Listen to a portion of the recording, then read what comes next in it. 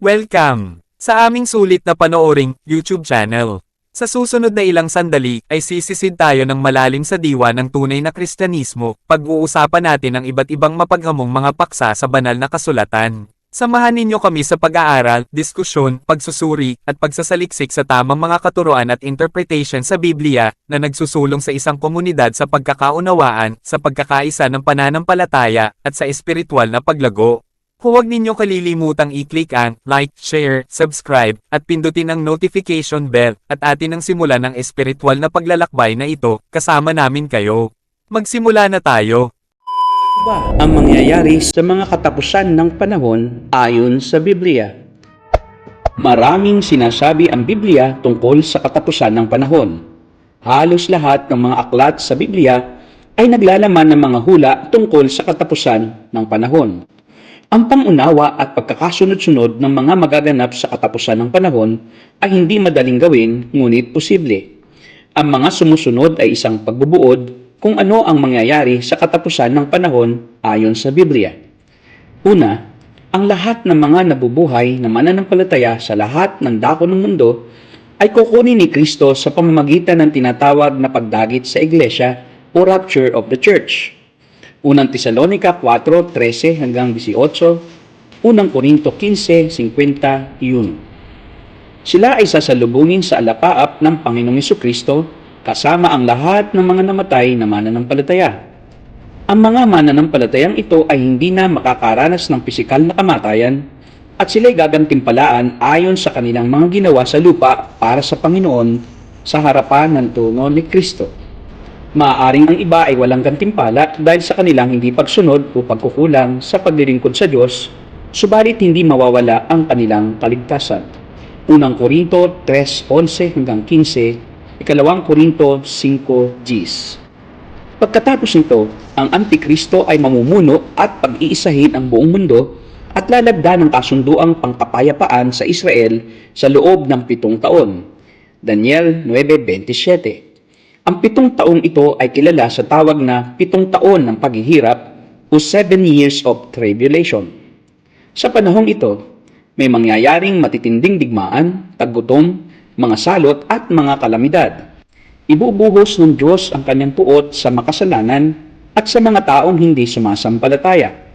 Ang tribulation ay inilalarawan ng 4 na mga bayo sa aklat ng pahayag at ng 7 selyo, trompeta, at mangkok ng puot ng Diyos.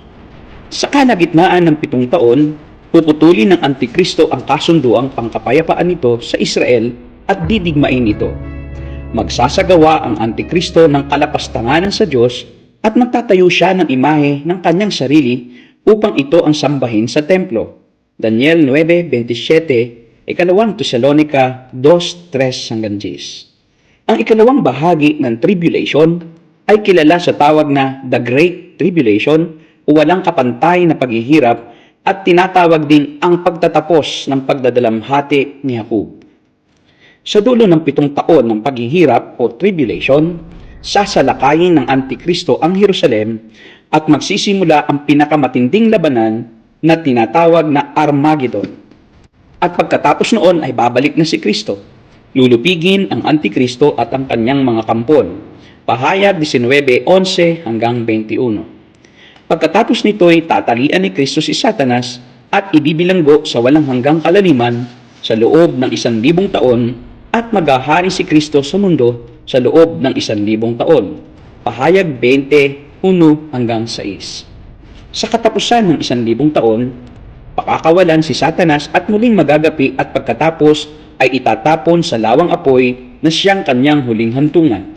Pahayag 27 hanggang 10.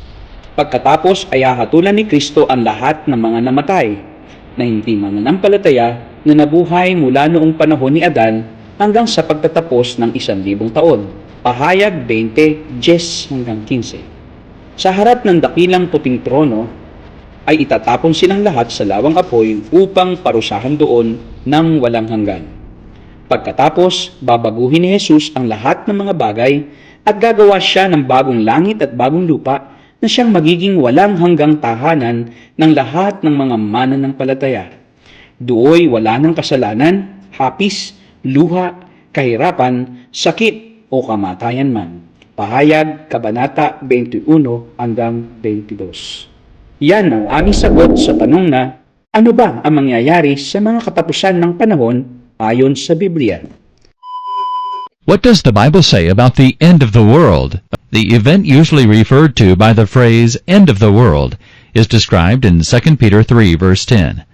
The heavens will disappear with a roar. The elements will be destroyed by fire, and the earth and everything in it will be laid bare. This is the culmination of the events referred to in the beginning of the verse as the day of the Lord, the time when God will intervene in human history for the purpose of judgment.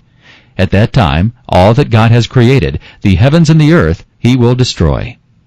The timing of this event, according to most Bible scholars, is at the end of the 1,000-year period called the millennium.